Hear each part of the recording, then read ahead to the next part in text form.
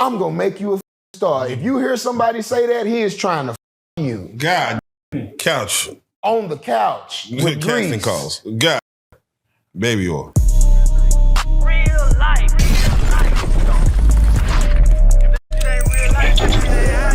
It ain't real life. Just ain't real. Real life street stars. Know what time it is. That is facts. Do you feel there is another vehicle that will be like an SNL, Living Color, Wildin' Out, to kind of help up and coming comedians, cross over to TV land? Do you feel like something else will come? Or is TV land over with? TV land is over with. That's what I thought. TV land is over with, bro. Everything that comes now is gonna be from OG comedians who remember yesteryear. When YouTube made it possible for everybody to have their own channel, it kind of did away with TV land. When Tyler Perry came out and did his own thing, it did away with Hollywood. When Kev on Stage came out and did his own thing, it kind of did away with Hollywood. But it didn't do away with Hollywood so much as, let me put it like this, it went ahead and accepted what Hollywood had already told us, which was ain't nobody discovering nobody no more. I perform at a place in LA known as the Laugh Factory. There's a show there called Chocolate Sundays.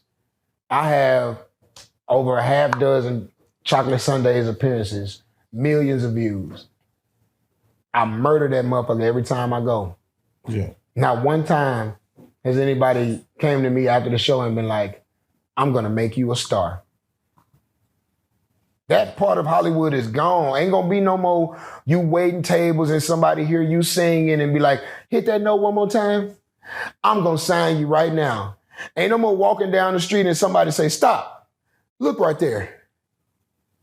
I'm gonna make you a star. If you hear somebody say that, he is trying to you. God, couch. On the couch with casting grease. calls. God, baby oil. Everything is about self-promotion now. The beauty and the ugly of Master P is he showed the record labels, we don't need y'all no more. And when we showed the industry that we don't need them, they showed us that there's no such thing as artist development anymore. There's no more holding deals. There's no more development deals. What they will do is come get something that you already have packaged, sign you to a distribution deal or a licensing deal, and now put your on TV and take it. Get it out, yeah. Remember the show Black Jesus? Oh yeah, that's my guy, Sling Johnson. It existed on YouTube first. That's some real shit, You yeah. remember the show Insecure? Oh yeah, shout out Issa Rae. It existed on YouTube first. Oh, come on. So YouTube was always the way. I mean, you said something about like it should be on BT, why is it on MTV? I look at production value. I'm like, Dave Chappelle show doesn't exist on a BET. I don't think they give him the budget. I don't think Wildin' Out gets the budget on a BET to do what he wants to do. Like, it seems like Wildin' Out should get the same budget because they used Wildin' Out to rescue all of their other dying channels. Viacom did. Viacom is the company that owns BET. Mm-hmm. They also own MTV, MTV2, VH1, Country Music Television. Yeah. Viacom owns all of that. So I think Viacom would have gave them the budget, but they don't give them the budget to BET. This is why the MTV Awards gets way more money than the BET Awards. Come on. Way bigger budget. Because we got to remember, black people are only 13 to 19% of this population, depending on who counting. Yeah, we still small. And in our heyday, there were 4 black channels. Yeah. Now, they tell me that the LGBTQ community is only 1 to 3% of the American population, but they got 6 channels on TV.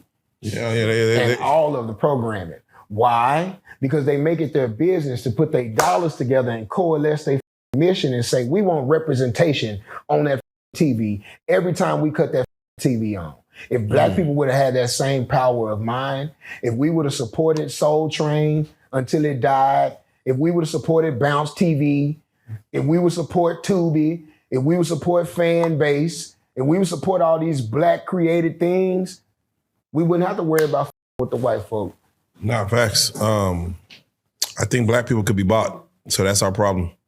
bought cheap. That's our problem. Yeah, that's right. Really, yeah. We seem like we go for the low. America is capitalism. You're supposed to create something and sell it.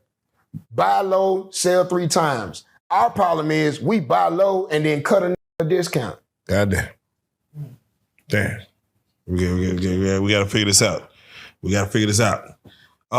I get your take? We have to get your take on the Diddy scandal, if it's a scandal. Do you feel like Diddy was railroaded? Do you feel like this was just a play, a bigger play that we don't see the end result to? Or he just a freaking... There exists a lesson that will forever need to learn. When you make enough money to be invited into all white rooms, always remember that you're the there.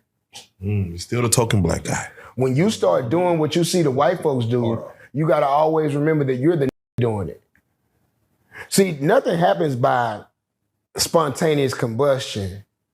The epigenesis of Diddy's nasty was all the other parties and shit he went to when he was a young intern and shit, hanging out with Andre Harrell and them and shit. When he was hanging out with white billionaires and shit, you get to see how people really do their thing. And you say, oh, okay, all it takes is a little cocaine, a little bit of money, a little bit of opportunity, and people get to freaking out. I've attended freakoffs in my broke ass life. Every house party I attended as a youngster, everybody knew after 1 o'clock, some weird shit about to take place. If you up in there, you better cuff her and take her home. Because she might get a train ran on her. Yeah. Some wild shit about to take place. It's been enough Molly and weed and free liquor passed around this motherfucker. I never attended a strip club until I was over the age of 21 because I had attended so many house parties where, go ahead, entice this woman to take her shirt off. hey, make her throw that ass. Throw that ass, clap that ass. Like way before Beat King existed, we used to just chant this shit. Back when there was Freakniks, back when there was Kappa Beach parties. No, not the Kappa. All of this stuff, these ain't nothing but freak-offs, bro. The problem comes in when you start making freak-offs contingent on something other than everybody having a good time. Freak off in order to get this job. Freak off in order to keep this secret. Freak off in order to make this political move. Now you start doing something that's illegal. Now you start to do something that's felonious because now people ain't doing what they want to do simply because they want to do it. Now some city high, what would you do if your son was at home crying out alone on the bedroom floor type shit? And that's never been the kind of coochie I like. I don't like dire straits. I don't like I'm going through something coochie. I need my coochie to be free and clear. Yeah. You know what I'm talking about? I don't need I'm in a bind, Nate. It's never been the kind that I like. I'm in a bind, Nate. No, it's something about a woman with her fist balled up that made me feel like she not having a good goddamn time. You need another release, guys. In the city because she over there counting bills in her head. Hell no. No, and I've also, since my career started, but even before my career, when I was a young, see, I came up medium ugly. Goddamn. So I've had an ego problem. Every woman that I've ever been with, I need to know that you want me. That's why I've never paid for no sex because no homo, I don't think I'll be able to perform. Because she not here for me. She here for these little monies. She don't even like me. She like these little monies. Come on. And if you the type of that got to get a woman drunk, got to get a woman high in order to get bold enough to ask her for some shit that she probably would have gave you in her sober mind, not only is you a lame ass, but you a weirdo and you a felon. And we need to stop dapping up when they start talking about doing weird shit. Put Molly all in her champagne. She ain't even know it. That's weird. You need to go to jail. Yeah. And when we as start doing more community house cleaning and shit, like freakoffs only became common knowledge because people that ain't freaks got invited to freak-only events. Because people want to start doing shit that was only reserved for behind closed doors in front of everybody. All of this slut walk, no shame shit got people doing shit that used to be not secret, but private, all out in public. And once you do shit in the public, now you're susceptible to public scrutiny. If you like to chew your toenails, that's your goddamn business. That's wild. Don't chew your toenails in front of me. Now using feet eating ass. Do you feel like all that about Diddy became public because he went against that big liquor company? I don't know what caused Diddy to run afoul with those white people in power. Because he been doing it a while. I mean, because that's the part that pissed me off. And it's the same thing I said about R. Kelly. The defending table wasn't long enough. If R. Kelly is the person that people say he is, then there should have been 7 or 8 co-defendants at that goddamn table with him. How does a keep chained up at home while being on tour? Not to mention he married Aaliyah when she was, what, 16? Not to mention he married the other chick that was on R&B Wives. And she built a whole career off being R. Kelly's ex-wife. Yep. Nobody knew that lady. We knew her for being R. Kelly's ex-wife. Thanks. I ain't even say her name, but I said lady, and y'all was like, yeah, I know who you talking about. Yeah, it's the same thing with the Diddy shit. I don't know what he did to piss them white folks off, but I do know that Diddy became Icarus. He flew too close to the sun. He started doing shit with no remorse, with no regard. He started acting like he was above the law. And as a black man, when you start behaving like you the white folks will come remind you that you were every time. Yeah. I think he messed with enough white women to think that he was probably one of the good guys. Diddy wasn't messing with no women. Oh, damn. Hey. Diddy's not the type to mess with her. If a woman is with Diddy, it's because she wanna be there. You heard the girl from Dirty Money and shit say Diddy was all this, he was all that, he was a horrible. And then the prosecutor asked him, ain't this you texting him a year later asking him for work? Come on. Yeah, nobody else will hire me. Goddamn. So Diddy is not the type to be nefarious towards women. There's no power move really there. The shit he was doing to Cassie was some pimp shit, if you really want to know the truth about it. The reason why he stomped out in that hallway is for whatever she had snuck away with in that bag. Which is why when he first came up to her, the first thing he did was grab the bag. He grabbed the bag. Wrestled the bag away from her. Right. Then started stomping and kicking on her. Like, how dare you try to steal whatever was in this bag. He went back to the room with the bag. Left her out there.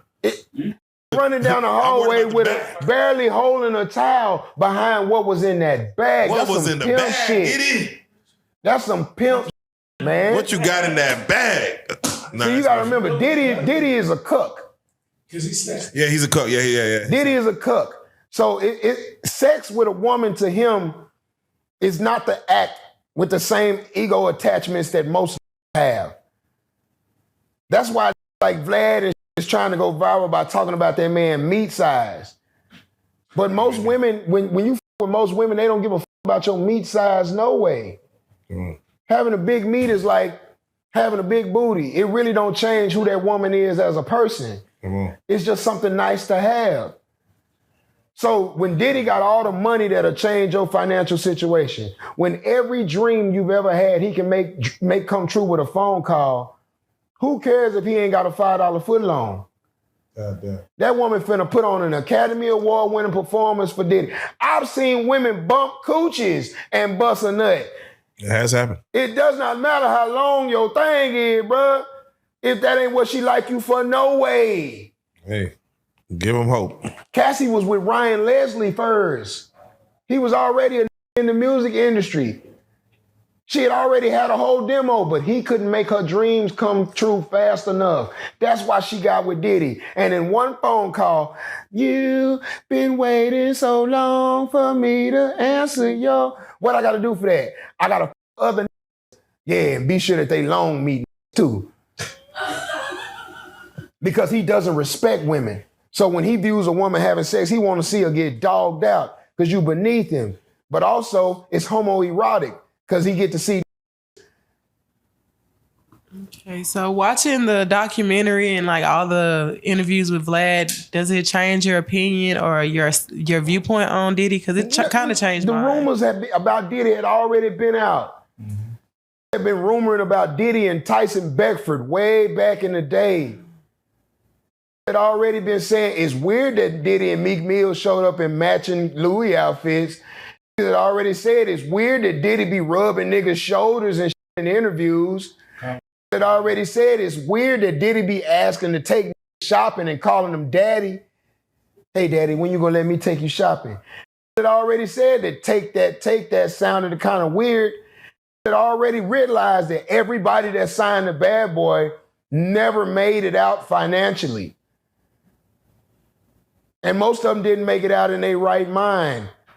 Everything that people said about Diddy that was bad after the trial started, people had already been saying. The only thing we did not know is that he had 1,000 bottles of baby oil and 800 dildos. And I feel like anytime a nigga got that kind of quantity, those are party favors, which is why, again, I get upset when you ask other celebrities about Diddy and they be like, yeah, I was at the party, but I left. You a left lie.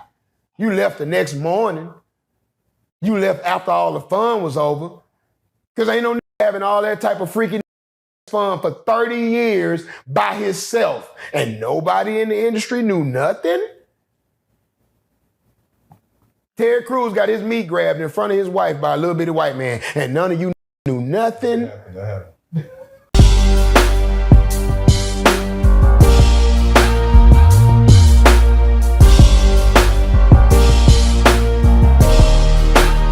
Shout out Reallyfe Street Starz, nigga. Move it. Hey.